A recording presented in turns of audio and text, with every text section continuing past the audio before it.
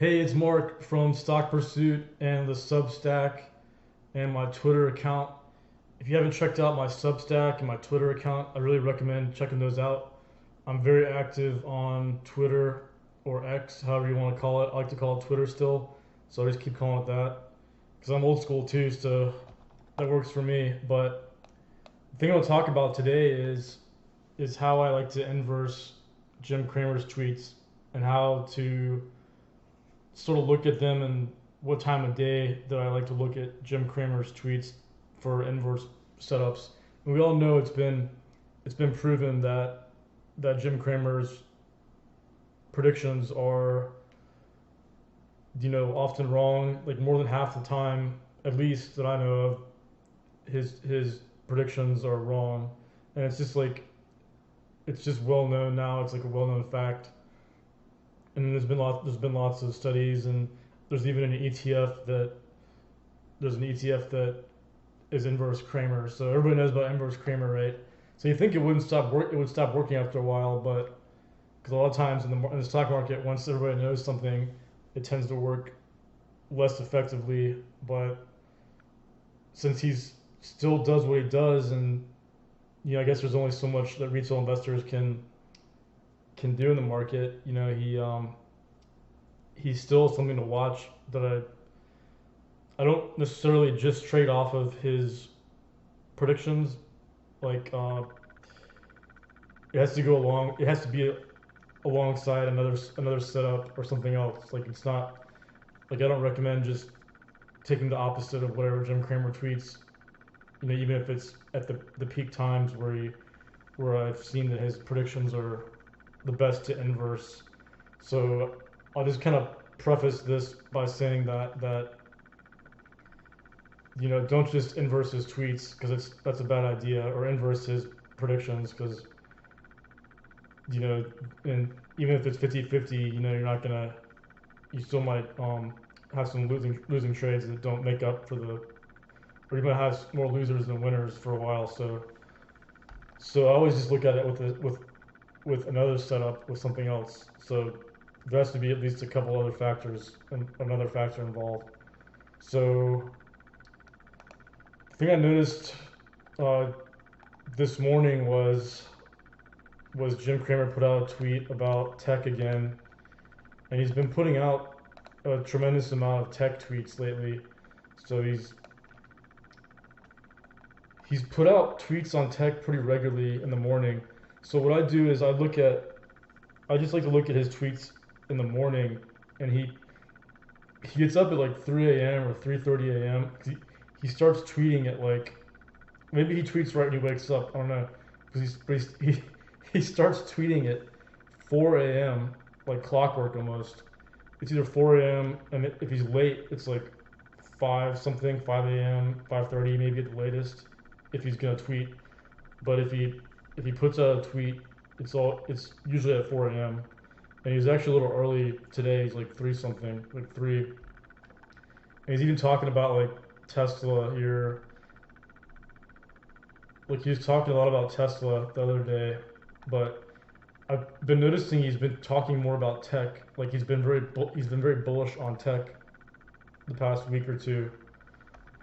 And of course we know the stock market's just been going pretty much straight up now every day, and tech, especially the Nasdaq's been going up, you know, day after day. I don't know how many days in a row it is, but it's like it feels like it's been going up like every day for a month. But I think it's been more like 2 weeks. But anyway, he tweeted out about Intel uh, on the morning, and he tweeted about he had another like kind of bullish take, or just the fact that he's talking about Twitter again or tech again. He said Intel shouldn't be the cause of it, as Intel is in a real tech horse race with Nvidia and AMD, and it's a two-horse race. So he's basically saying, these are the leaders that Nvidia and AMD are the leaders. Well, it's really kind of confusing. Like sometimes his tweets aren't very coherent. Like they're kind of cryptic almost, and I guess that's probably because he just woke up. So So, because he tweets these out literally at like this one was at 3:43 a.m. So he's one of those ambitious types. I mean, I know his type. He's like because he's kind of like he's like a lot of entrepreneurs and stuff. They're really driven, so they work like constantly and they get like 4 hours of sleep a night, which you know whatever makes it happen, right? But anyway, yeah, he tweeted this at like 3:43 a.m. and the pre-market hadn't even really opened yet. Like the market opens like 4 a.m. or like well, it's actually I think they actually have like overnight trading now, but they were talking about options opening earlier, but basically 4 a.m. is kind of the earliest. But at the time he tweeted this, I looked at the at the price of Nvidia because I think I checked it like 4 a.m. or so, and Nvidia was down 2% in the pre-market or overnight. And yes, yeah, I put a tweet for people that watch his tweets too. I said Nvidia setting up to gap down over 2%. I'm watching that, and Nvidia was down between 4 and 5 a.m. It was down about 2%. And yeah, I noticed he'd been posting a lot about tech lately and a lot of bullish takes. So with Cramer, you want to take the opposite, right? So he's saying Nvidia and AMD are leaders, and he's basically he's optimistic on tech here in semis, right? So he's he's thinking about tech being bullish in semis. So yeah, so then Nvidia came up a little bit after that in the pre-market. Like if we look at Nvidia, let's look at the chart here. So it's been threatening to top out like for days now. Like this was the high right there in the past this past week. It that was the high on Wednesday, at least the high for the week, we'll say. And then it tried to come back, and then it couldn't make it to that on Thursday morning. So that could be a double top that's setting up because see how it was a high there, and then it couldn't make it up to that high again. That's what you see a lot with double tops is that they don't make it to that prior level. So that's where it fails, and it can never make it there again. So and then we went down again, and then this level here was really big because it held that level there, and then it's kind of been dancing around, around 608 or so. Looks like the next it kept finding a level there. So I'm not using Jim Cramer's tweet, as the setup here. I'm putting it in the context of the chart too, right? So because I've been watching the Nasdaq and especially Nvidia and these semis go up every day now for weeks, and I talked about that in my other video how it's time for a pullback. It's not a bad thing. Like I don't think this is gonna be like this definitely is not gonna be like an all-time top or a major top or the market's gonna crash. None of that crap. But I'm just saying that at some point it does have a pullback, and we actually did have first day where it kind of was weak. It was weak, and that was the day that Jim Cramer tweeted that in the morning. So yeah, it was pretty weak today. Like it's kind of did this sort of descending pennant triangle here. Like it's got this that looks like a descending triangle because it just couldn't go back up to those highs up there from Thursday. Like the Thursday highs failed from the afternoon in the morning on Friday. So it kind of topped out again there. See it hit a top there, then it hit that top again. Of course, in hindsight, but it could make it above that level, right? So that's a short-term top because that's where it failed again. It failed twice there. So and then it went down again. You know, it's just kind of not just like sideways, but if you look at it on the actual on the daily chart, you can kind of see what's really going on. And I like to use trend lines. Like trend lines really tell the story. So this is the best trend line I can draw. It's right about there, and we had the first gap down in a while here that's significant, and also finished red. Like Nvidia was pretty much break even, but it was like a little red on the day, at least from my data feed. But even if it was break even, you know, we still had a lot of technical damage there. You know, it took out that low there, 6085. So so we took out that low, and that was right on trend support. And you know, it's not it's too early to get excited about, you know, being like a real top, but or I mean a short term top, but it looks like it's setting up here. And you kind of look at I just looked at some other charts too, and I look at like semiconductors, and you know the more important thing was because he was actually talking about semiconductors more so than just Nvidia. So semiconductors were even, you know, pretty significant gap down there in red day, because that's the trend line on the momentum trend line for semiconductors. So the trend line kept holding, you know, because the momentum just keeps going up and up. Like we're even gapping up there, and then we're gapping down. So it's actually like an island top, and I just found an island top on or at least the setup on the Indian stock market on the Nifty 50, and it's got potential there to be a short term top. You know, maybe we go back to 174.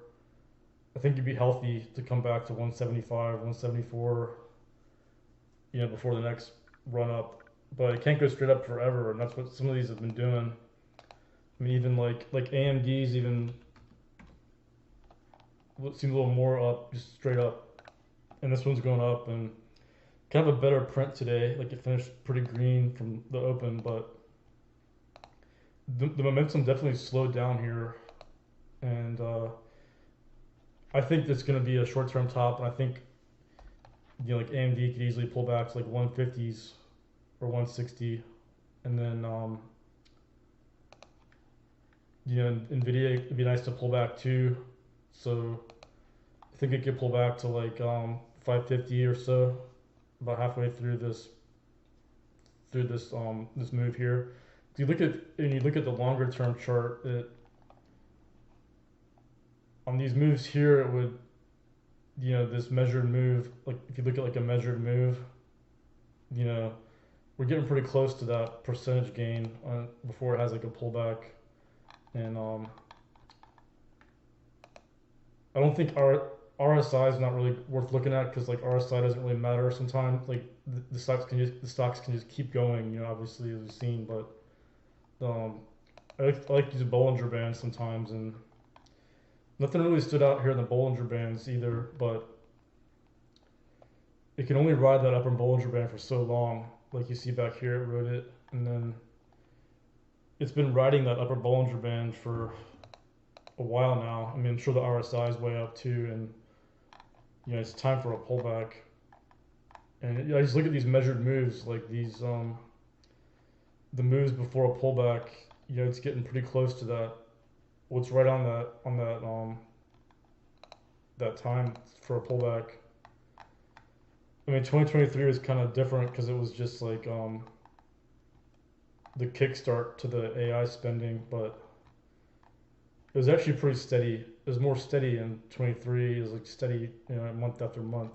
But we like this month we've been just like straight up. So it's time for a pullback, and I think there could be some significant pullback here. I think, you know, it could go back to, you know, 520, 500, but I think it's pretty conservative to say we're going to go back to 540, or 560, 550 on Nvidia and the SMH too. I actually put on some. I bought some calls on the on some leveraged Nasdaq ETF, like the SQQQ. So it's the I put some calls on this one because I think there's going to be a pullback here, in tech. Just I'm not calling it a top or anything. It's just a pullback before the next move up. But it's about time to happen. I think Cramer just put the nail in it there. But with Cramer's tweets, the best time to look at them is in the morning at like 4 a.m. And he at 4 a.m. that in the morning he has his most I would call it his most passionate opinions, I guess you could say, like his high conviction tweets, and like sort of emotional tweets too. Like that time he tweeted about Nokia. Nokia. He literally called the bottom with his bearish take on Nokia, and I actually traded that one and made some money off that one. Yeah, back here and that was a morning tweet too. So I've been watching his morning tweets, and they're very they're very good to watch for the reverse Kramer. And yeah, this Nokia, he literally that day on the exact day was the 5th of December. On the 5th of December in the morning, he said like Nokia is terrible. He's just like it was just like an outrage tweet. Like just like slamming the company. Really bearish take, uh, super bearish take on Nokia. And I'd seen that Ericsson was moving up a lot there, and there wasn't really a lot of weakness in a lot of other stocks. So I figured it was due for a bounce anyway. Well, if you looked at, it was pretty much oversold. I mean, of course, I didn't go off just his tweet, but if you see how that was the downtrend line I was looking at, where every time it comes back to this line, right, it bounced. So it was about time for it to bounce anyway, because it was down. It had gapped down like 2 days in a row, so it was time for a bounce. So that one was and the crazy thing is, yeah, it's still going up.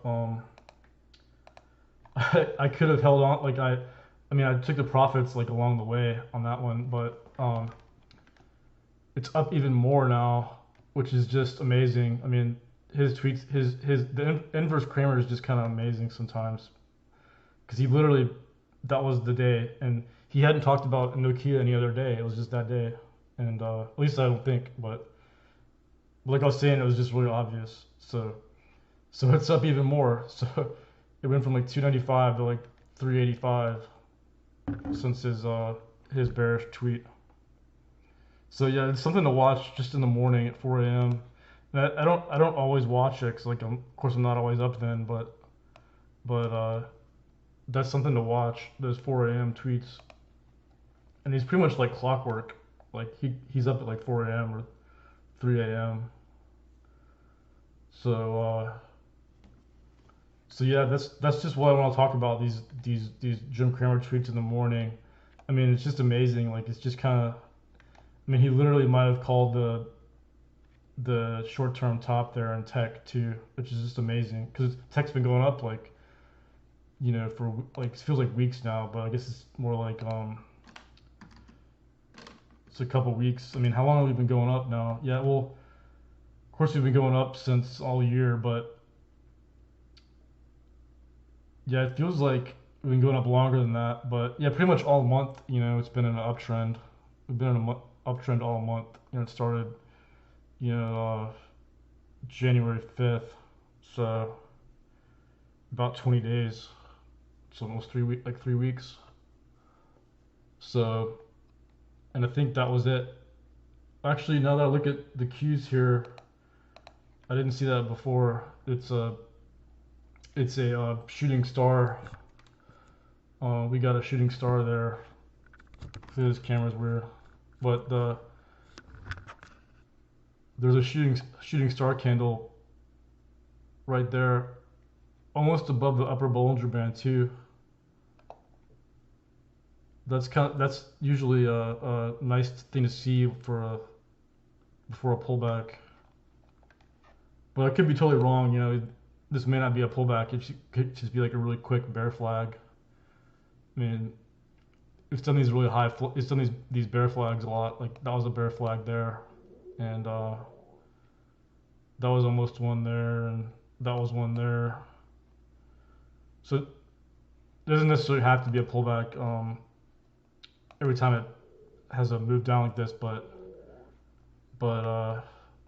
we'll see. I think that was at least the start of a flag. I mean, I think it's going to be down another day or two. That's why I put the puts on. I long the reverse ETF. So I'm basically short. I'm kind of short the Nasdaq here. Not like crazy, like just like a comfortable undersized position here. So yeah, that's just amazing. Like, and I'm gonna keep watching Jim's tweets in the morning because they're just crazy, and I've got to make sure I don't get.